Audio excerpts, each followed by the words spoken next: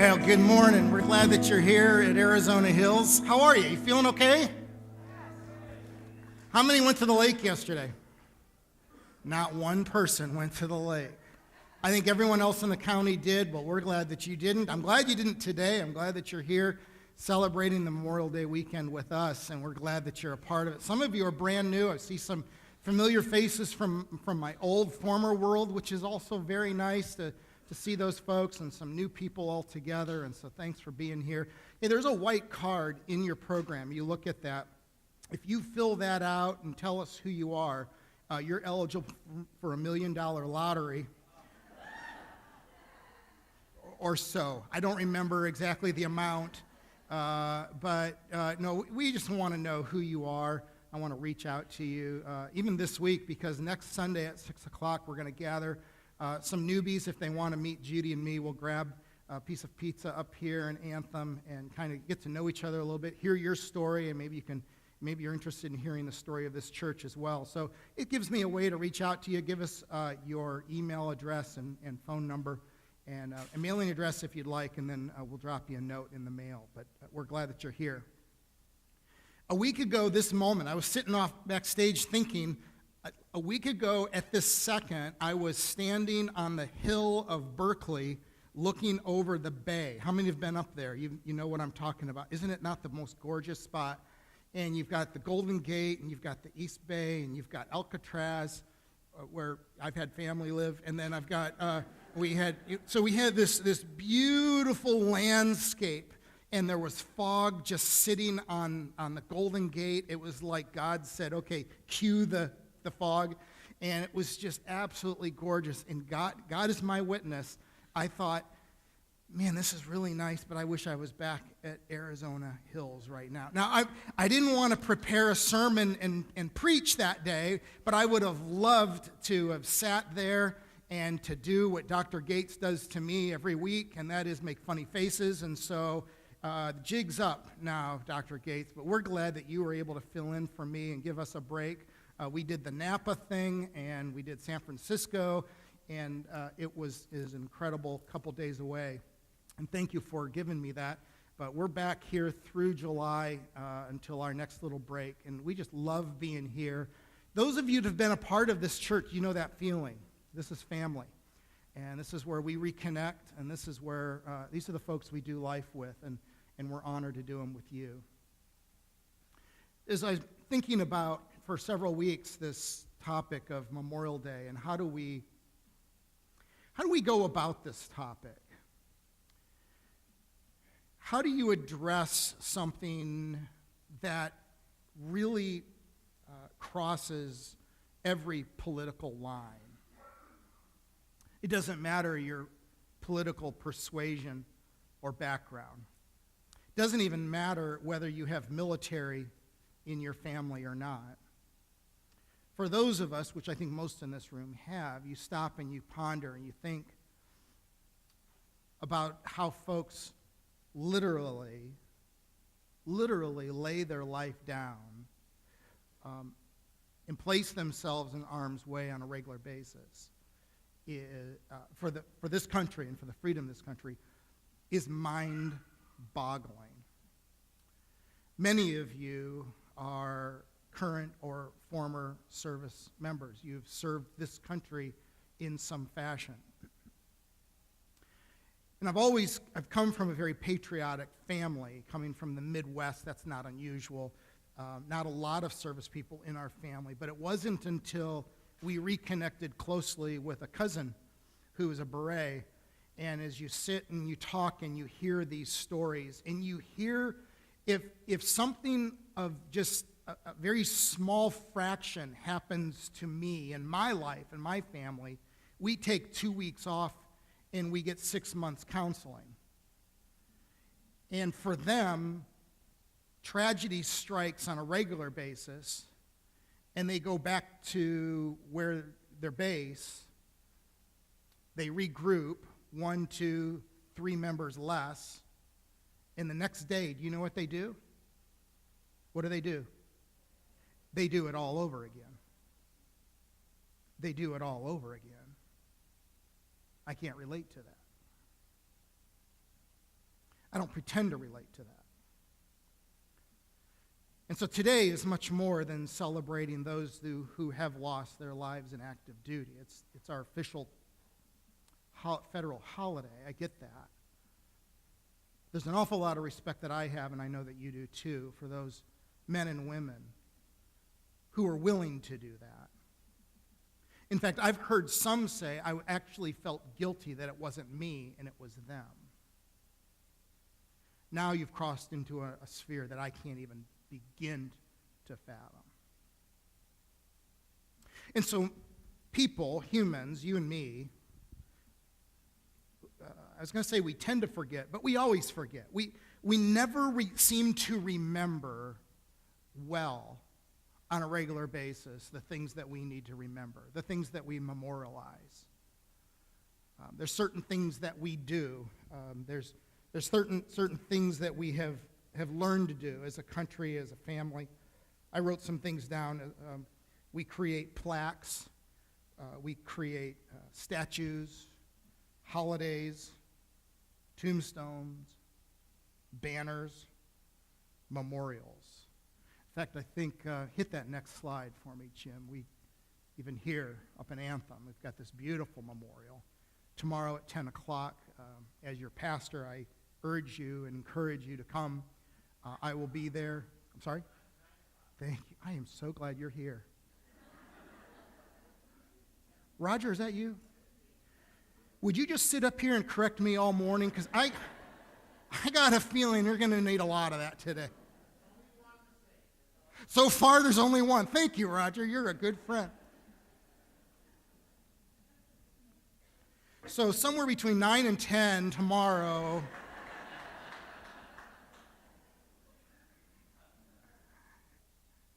I would have missed the whole darn thing.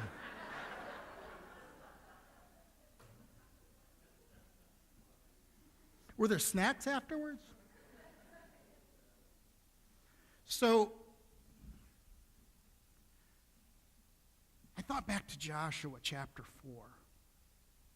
Moses, you know the story, 40 years. Moses was not allowed to go into the promised land. He dies. Joshua takes over. And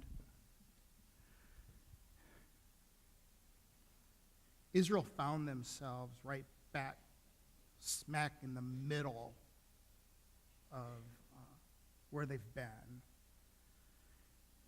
And Joshua sends spies over into the promised land. And they, this time it was good news. In fact, it was such good news that some of the enemy, they started following the spies. Like, we like what we see, we like what we hear. And so they come back, and Joshua says, we're going in, and they're standing on the banks of the Jordan River. And some of you have stood there. We're going to go again next May. So some of you can actually picture it and see it and feel it standing there in the banks. And it was at higher water. So when we were there, the water does not flow that much. They use most of it for agriculture these days. But back in the day, it was really wide, and so you just couldn't cross it. And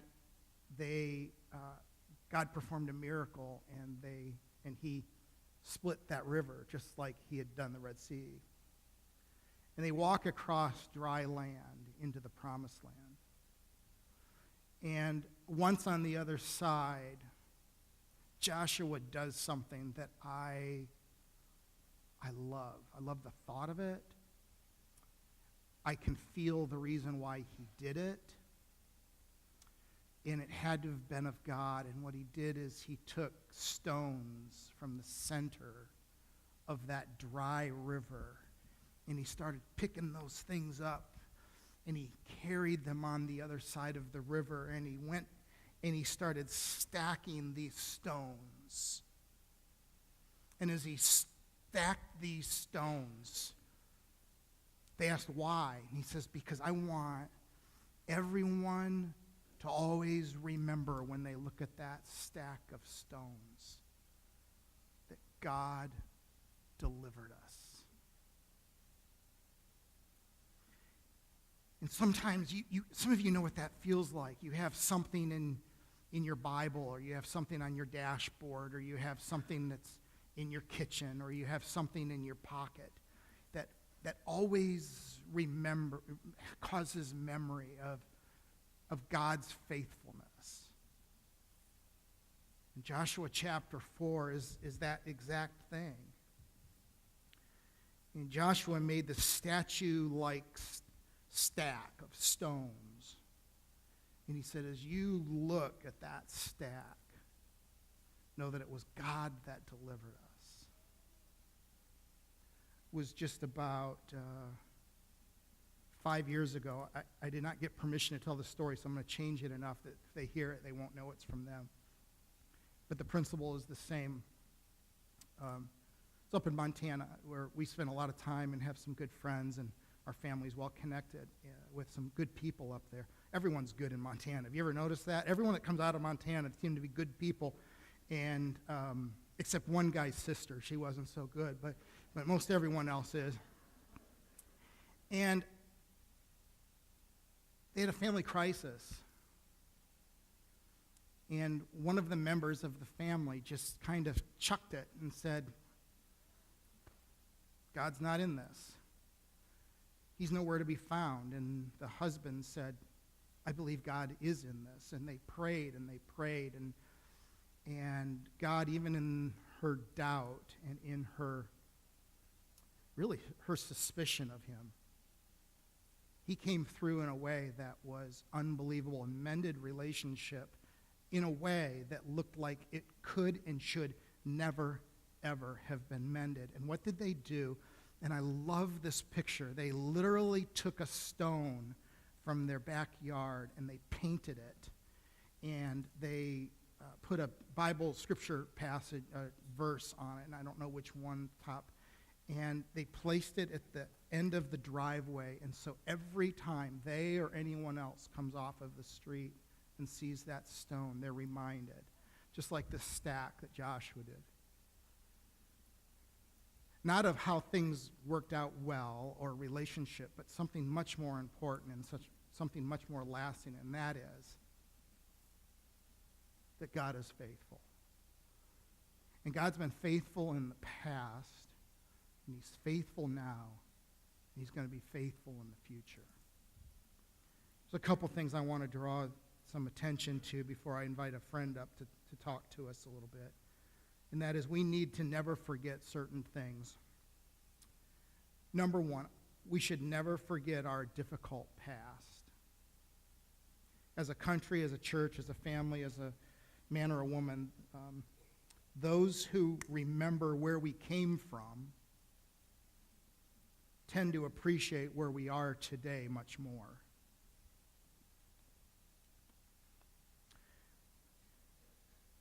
Deuteronomy chapter 6, verse 20, it says, when your sons ask you, what do the testimonies and the statutes and the judgments mean, which the Lord our God commanded you? Then you shall say to your son, we were slaves to Pharaoh in Egypt. In other words, we had some really, really rough days. And it is our job as moms and dads to keep out in front of our kiddos where we came from. It's important for them, in particular our younger kids, when they don't remember where we came from and how little we had. And I know one story that I just shared recently, and it was such a joy to tell it. I'll share it with you. That when Judy and I were married in 1989, we lived in this little apartment, about 10 square feet, like jail cells bigger than our house. If you're sitting at the kitchen table, you couldn't get the ketchup out of the fridge while sitting at the kitchen table. You had to actually get up, move the chair, move the table, open it, grab the kitchen. So when you did it, you say, is there anything else in there we might need for the meal while we're there? Then we'd close the refrigerator door, put all the tables and chairs back and start, and it was like a sitcom. It's just what we did. And we didn't have air conditioning, so Judy's parents felt sorry for us, so they put one of those in the window for us, and so we lived in this little bedroom, and literally in the bedroom because it was the only one that had AC. And I remember like yesterday, isn't it funny? Now I'm starting to sound like a grandpa. It was like yesterday, son. How we would lay on our bed staring at the ceiling, saying, God, I think you've called us to youth ministry. You've put a passion in our heart for youth ministry. We've been educated and trained to do it. We've vested so far 6 years to head that direction. And I have nowhere to do that. And we would just lay in the bed, and there were moments where we thought we were just staring at the ceiling, talking to a wall, to paint. And it was night after night after night after night. And there was no internet. There was no way to post jobs or ministries and see. It was just all word of mouth. And I'll tell you one thing is about our family is no one knew our family. We were not a ministry family. My younger brother was still not yet in the ministry. I was slightly ahead in this process. No one knew us. No one knew me. No one knew my name, knew nothing. And one day the phone rang, and how they got our number, we're not sure. And before you know it, we're flying to Mesa. And it may as well have been in South Africa, South America. We didn't know where Mesa was. And we're like, could this be of God? And one thing led to another, and boy, now 30 years later, here we are.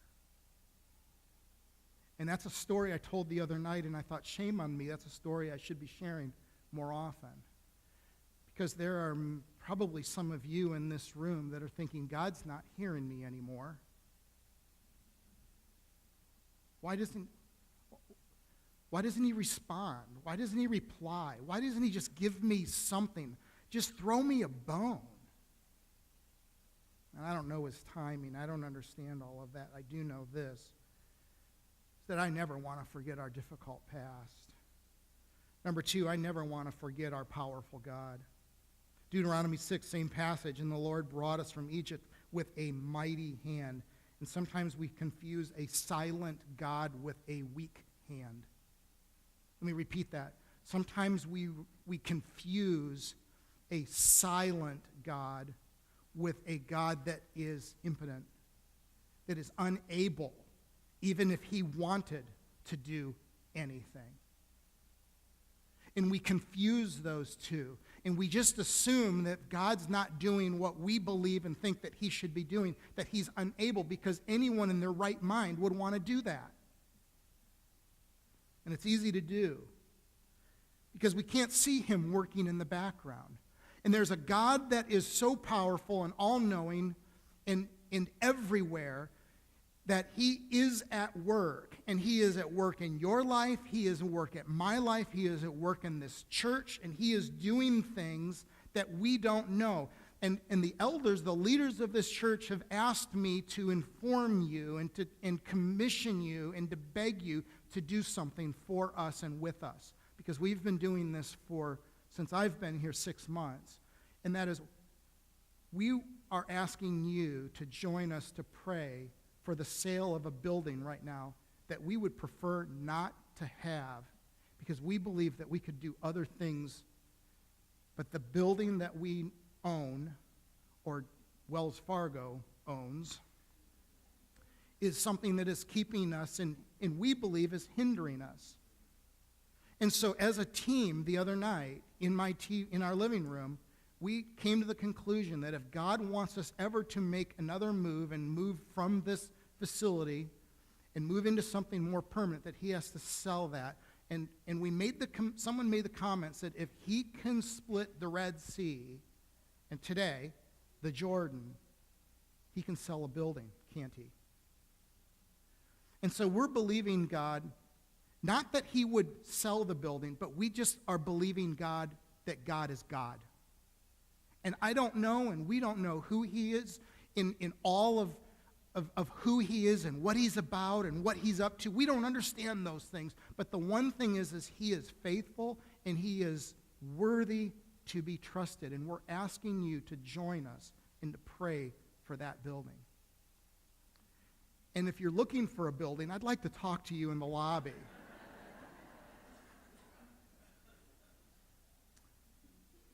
I was going to tell you we'll give you a good deal, but at first we won't. and then through negotiations, maybe if I can convince you it's a good deal, and it isn't, we're all happy. But in all seriousness, it's not our building. In fact, it's not even our problem, is it? If you agree with that, would you just say, it's not our problem? Say, it's not your problem. It's God's problem. It's God's problem. Pray with us. 3. The third thing is he's gracious. Never to forget his being gracious in his miraculous provisions. Deuteronomy chapter 6 says, moreover, the Lord showed great and distressing signs and wonders of our Lord, his eyes against Egypt, Pharaoh, and all his household. He brought us out from where in order to bring us in, to give us the land which he had sworn to the fathers. In other words, he made the promise, he came through. And most in this room who have seen God do most amazing things. My life alone, I've seen him restore broken relationships, encourage when I needed it the most, finances when I was broke. I remember I was just finished college. I was living in Akron, working at a mega church. I had no money, and I mean no money. I had nothing, and I had rent due, and my checking account literally said, like, I think you had to keep $10 to keep the account, so I was always on the phone to see how close I was. And I remember literally getting on my knees. I closed my door, I got on my knees, and I prayed at the bed. And it wasn't a long, elaborate prayer. It wasn't a KJV prayer. It was just, God, I'm broke. I don't know what I'm doing in Akron. I just need you to help. And I got up, and I remember thinking, when is God just going to do something? So I grabbed the mail key, and I walked around the corner. I was walking to go get the mail, and I'm opening it. And I wish I could say to you this spiritual prayer, and I got up, and I grabbed the mail key, and with fervence, I walked, and I marched, and I opened, and it was just going to fall out. And I just went, and I went, it's going to be more bills. That was my attitude. And I opened it. My friend Brian, who's also a pastor, I opened up the letter, opened it up, and he goes, I hope this helps you. God told me to do this. And there was a check for $50. And so I marched right up in my room, shut the door, and got on my knees at the same spot. And I said, God, thank you, and forgive me for doubting you. You have those stories too, don't you? I know you do. You have stories on how God, he's provided in ways that people can't shut you up because you want to tell people so badly. I love those stories. And I love the fact that God was faithful then, he's faithful now, and he'll be faithful tomorrow. I've got my money on it. Do you? I know you do. Number 4, we can't forget those who God used for good. Proverbs chapter 10, the memory of the righteous is a blessing, but the name of the wicked will rot. The memory of good people inspire the rest of us to do good, to take risks, to be courageous, and to become more than ordinary. To do good, to take risks, to be courageous, and to be more than ordinary. And there were certain times in my life where I literally contemplated, at this point in my life, am I willing to take the next step to do good, to take risks, to be courageous, and become more than ordinary? If the answer is yes, then I better go take that step that way. And if the answer is no, I better take a step out of the way. And I can't tell you that every time I've taken a step towards doing good, taking risks, being courageous, and becoming more than ordinary. I can't say that. But I can tell you that the times that I have taken a step in that direction, I can tell you this, that God has always, always, always been faithful. God has never left me or you, and if he has, come tell me, because you'll be the first story I've ever heard that he's asked you to take a step and then later dropped you. not how God rolls. And every single time God has asked me to take that step and to move outside of my comfort zone, he's never dropped me, he's never dropped my family. Could I have taken more along the way? Certainly. But the times that I have, God has always remained faithful. Today is a day to remember those that did good and did things out of the ordinary. And as I contemplated and thought about this holiday and what we celebrate and what we're trying to honor and some of the things to maybe to inspire us, I thought of my friend Mike. Mike and I have been friends for probably 20 years. We have hiked the Grand Canyon. We have rafted the Grand Canyon. Remember, we rafted and hiked out. You helped carry my dad's stuff out of the Grand Canyon one day. Remember, I saved your life a couple times, I think, on that same trip. You're welcome. And Mike and I have been on friends. He helped me hang ceiling fans in my first house ever. And to my knowledge, they're still moving, by the way, Mike, so that's good news for you. But he is a good friend. He's a good man, and I want to welcome him to a really good church, Arizona Hills. Come on up, Mike. Give him a hand and welcome him to this group. Thank you, Mike.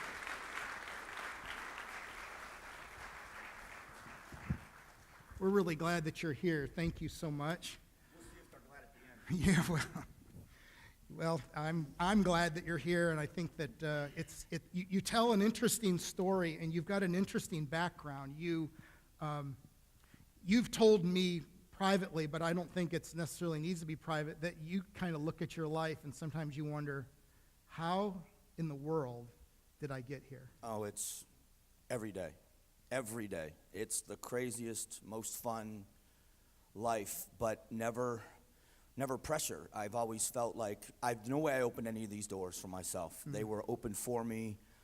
It goes as far back as I can remember. I remember your brother Rob getting me to teach at Palmcroft and thinking, I'm not going to get up in front of anybody, and I'm especially not going to get up and teach the Bible, but all of that preparing me for the public speaking that was to come. Right. You were a rodeo announcer.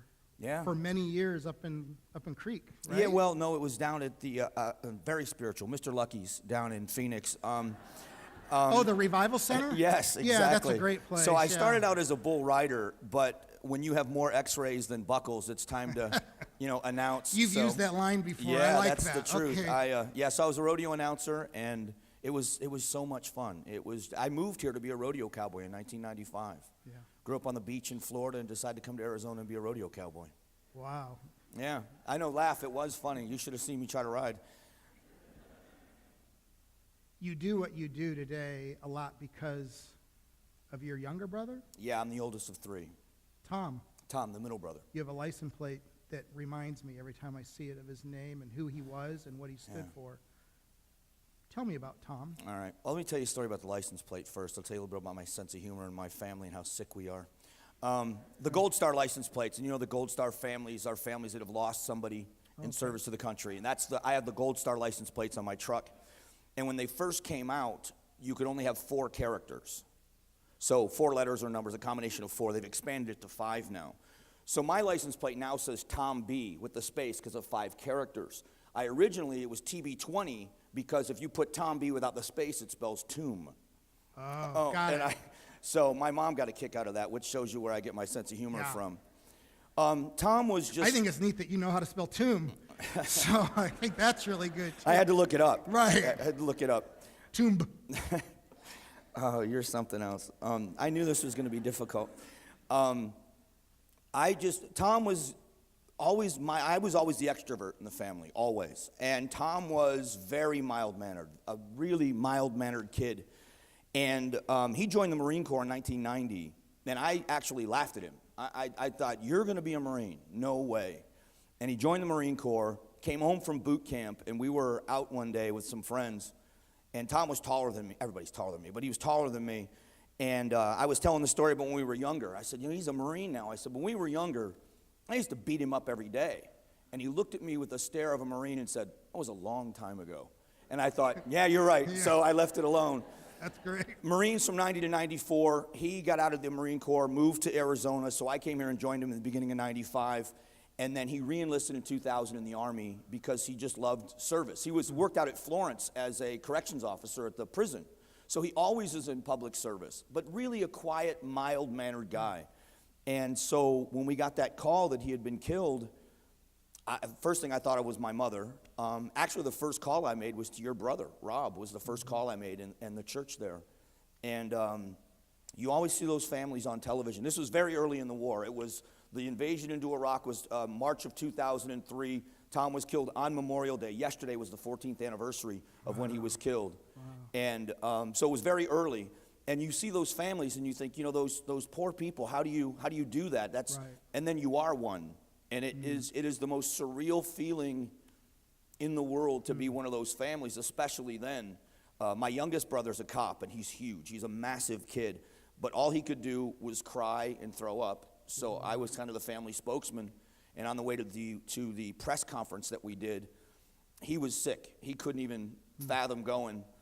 And I said, wouldn't it be funny if we got there and there were like TV cameras? And he's, that's not funny. And he literally had to pull over because he was going to throw up at the thought of television cameras being there. I said, come on. I said, it's Fort Myers, Florida. There's going to be 2 guys with a camera and somebody writing down what we say. And we got there. There were satellite trucks. There were, MSNBC carried the press conference live.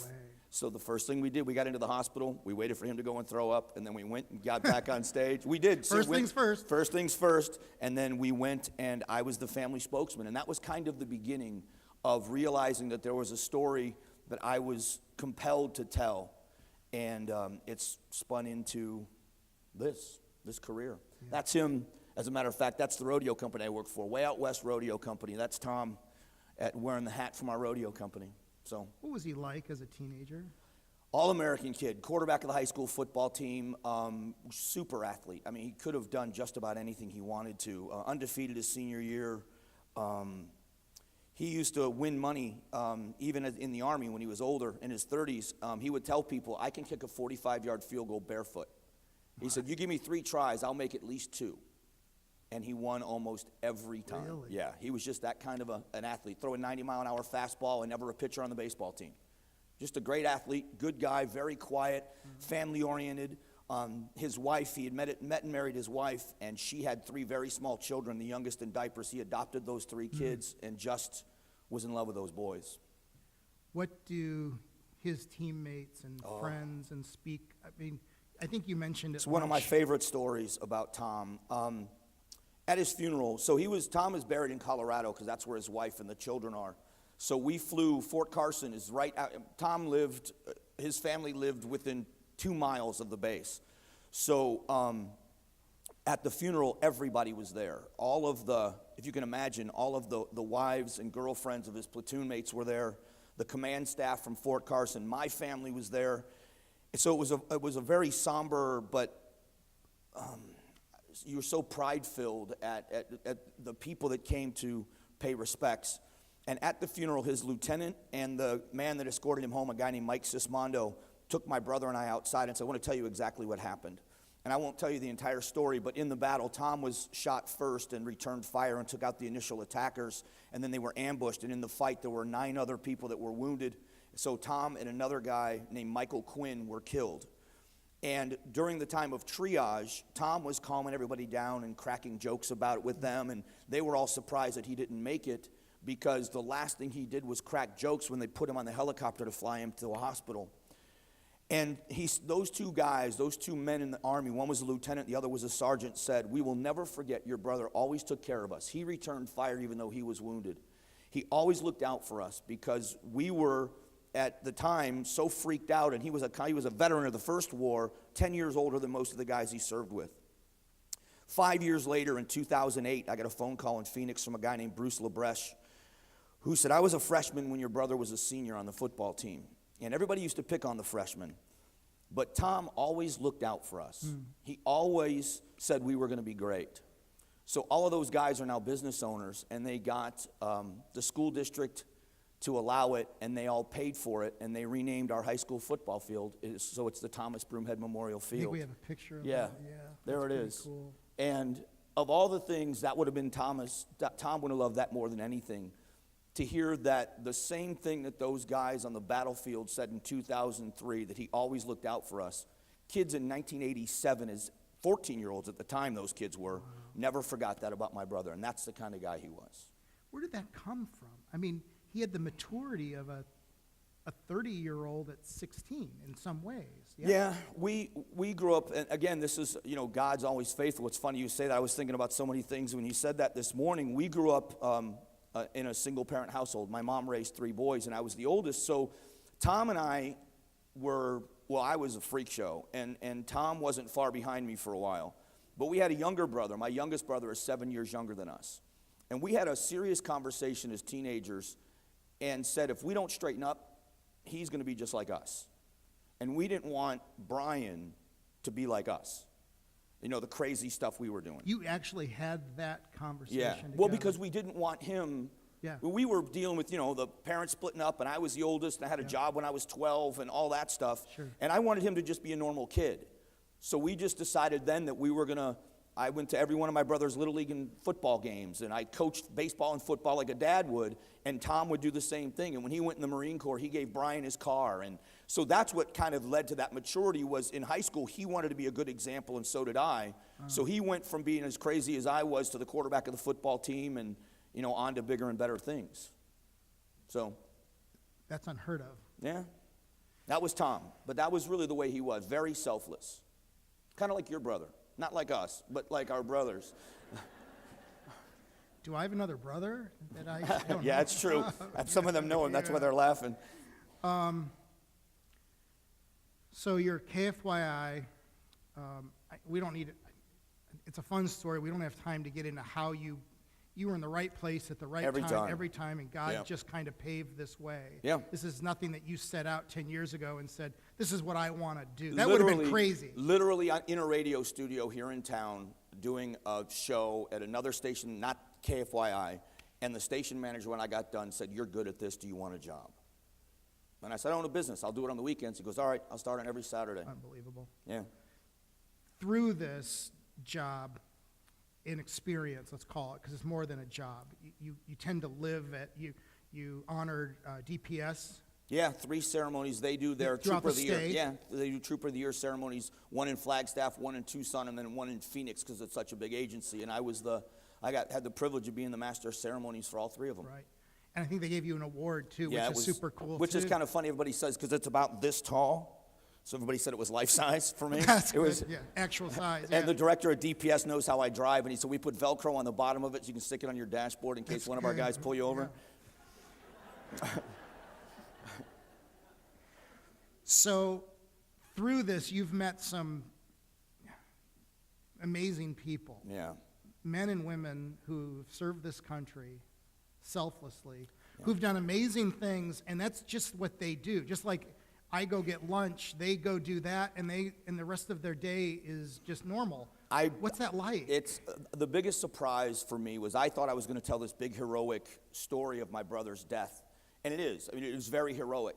But for any of the veterans in the room, I hope you'll share your stories, because I've heard stories of courage and of sacrifice and amazing stories from men and women that they just go back into their normal lives and they never share it. And unless you ask them about it, Right. You're sitting next to a hero. You're sitting next to someone. There was a guy named Kelly Hillier. Do I have time to tell this story? Yeah. Guy named Kelly Hillier, working at Applebee's in Kansas City, Missouri, going to college, gets his commission as a military policeman, 2nd lieutenant, and on a whim says, I don't feel like cooking at Applebee's anymore. I'll just join the Army and go full time.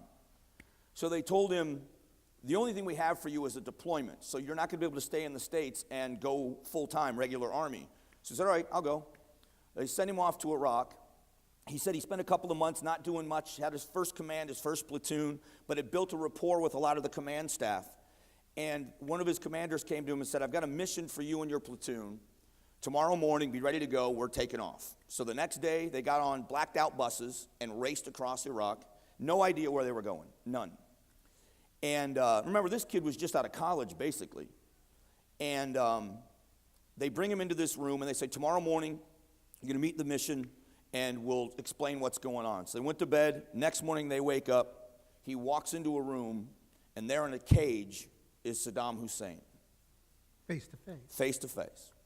And it was Kelly's job and his platoon's job to get him to and from court while he was on trial for his crimes against his country.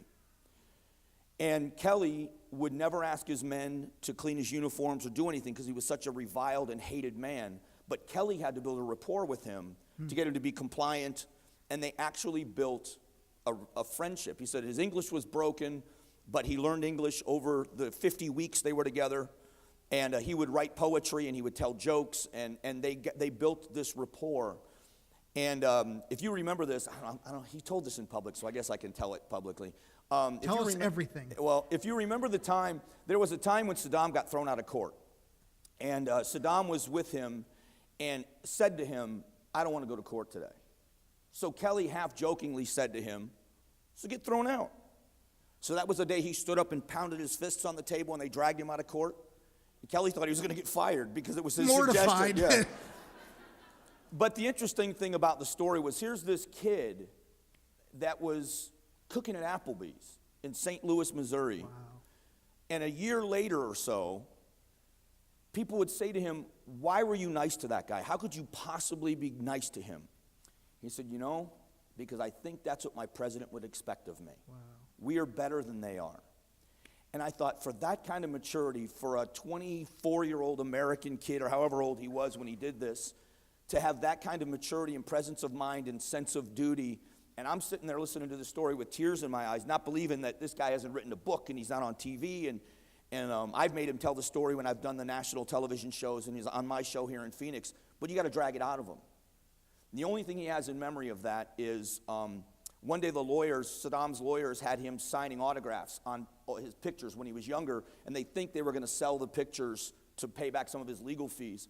But you weren't allowed to exchange paper, so they confiscated the pictures. So when Kelly left, all it says in his folder is that he was with a high-level prisoner. Doesn't say who.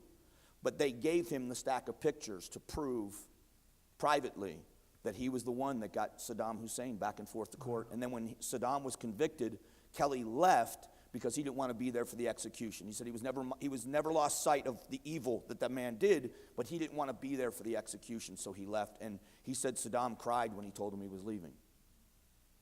Amazing story. Yeah. 24-year-old kid. Yeah, and just one. I mean, obviously we don't have time, but story after story after story of men and women who have done amazing things and then go back into their lives, which is why I'm so dedicated to veterans and causes and what's going on at the VA and how we have to fix that stuff, because we owe the veterans of this country such a debt for what they've done, and not just what they've done,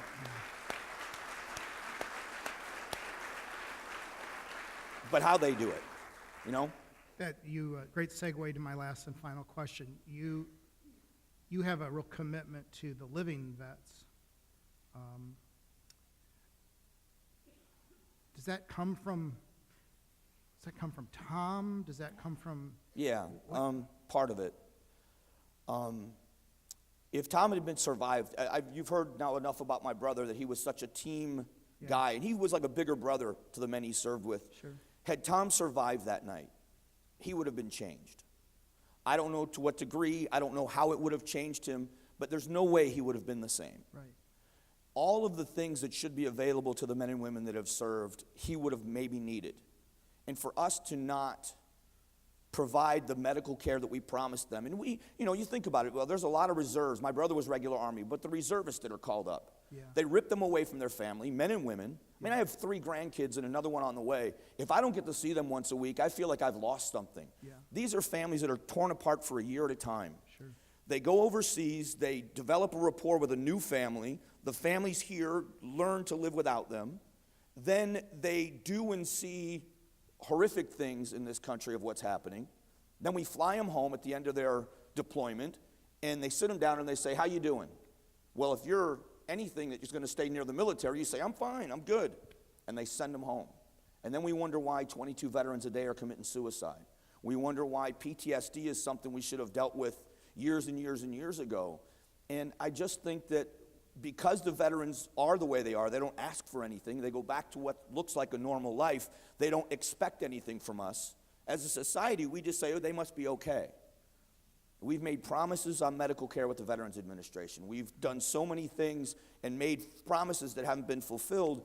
I just think that it's wrong that we don't, as a society, make demands on the members of Congress and other places to keep those promises. So that motivates me to kind of be that voice, because I think they deserve not only our gratitude, but we should be serving them with the same tenacity and selflessness that they served us. So, Said well.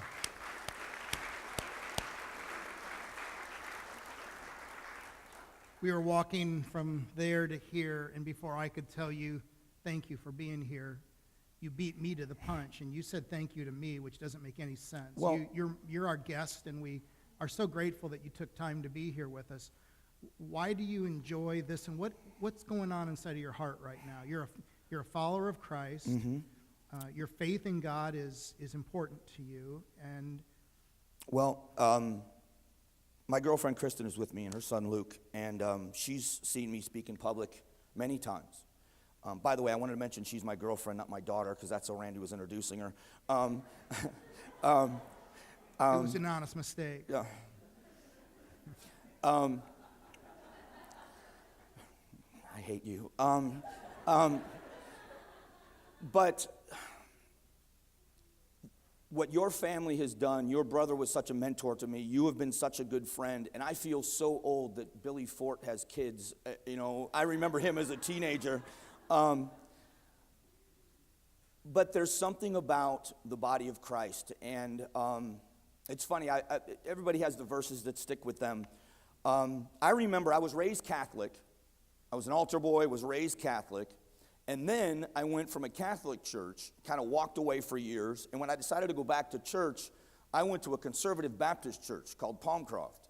So my theology is a mess. And I remember reading the Bible and thinking to myself, if those Protestants look down the end of their nose at me, and it never was like that. They were very accepting, and I was a freak show at the time, and they were so good to me.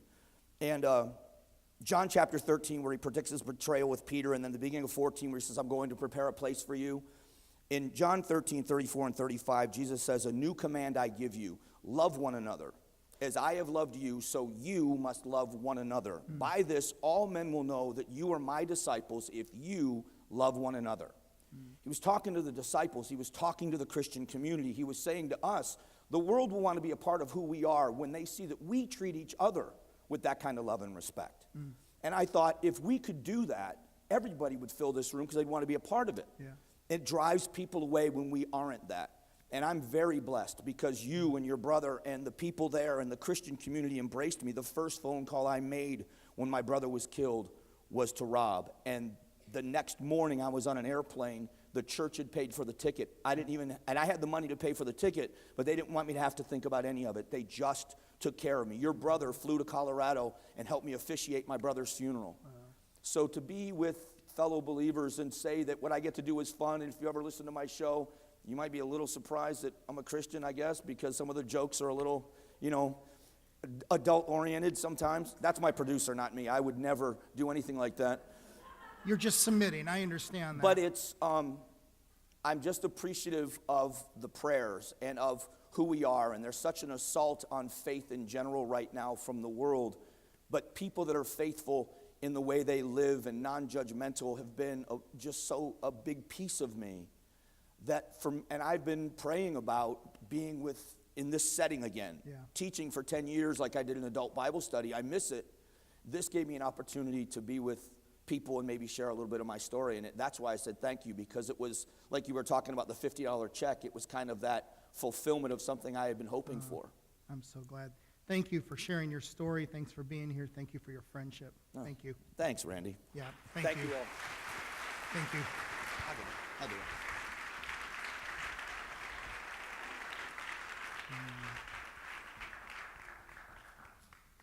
Can I pray for you? God, for every man and woman in this room, would you instill in us, please, a deep respect for not only those in the families who have lost members of their family for fighting for freedom, but also for the men and women who went and came back. And as Mike said, they came back and now they've got to adjust back into civilian life. And God, may we, as men and women and followers of Jesus, be compassionate to them and loving and respectful. And God, how that all plays out is all individual, and how you ask us to do that. And so when your Holy Spirit prompts us, God, let us have the courage to do good and to do the right thing and be courageous and make a difference. Thank you that we're a part not only of a local church that respects those folks, but a part of a community. And even tomorrow morning, how proud we'll be to sit there and to be a part of a service that honors those and those families that have paid the ultimate price. God, thank you for Jesus. He started it all 2,000 years ago. And when, God, you sent your very only Son, and you sacrificed him for life, for eternal life. And as a body, we just want to tell you thank you. Because of that death, we have life today. Thank you for the salvation that Jesus brought, and thank you for the life that we can experience. And thank you that this is just the beginning, that we're going to spend eternity with you and with each other, worshiping that Son, Jesus. It's that name we pray. Amen. Glad that you're here. We receive our offerings and our gifts in a little bit different fashion. We'll have some folks standing in the back. And if you want to participate in that fashion, I want to tell you thank you for standing with us in your faithfulness. As we follow those reports, we are healthy, and you need to know that. And we need to know that because of you. And so thank you for your gifts and your sacrificing. Some of you, it's tough, and we understand that. And so thank you for standing with us and believing in what we're doing here at Arizona Hills. If you are new, particularly, I'd like to say hi to you and meet you. I'm going to be in the back. My wife and I will be in the lobby. We'd love to say hi to you and welcome you personally. If not, I hope you've been welcomed by others here. And so glad that you're here. God bless you, and enjoy the rest of your holiday weekend. Bye.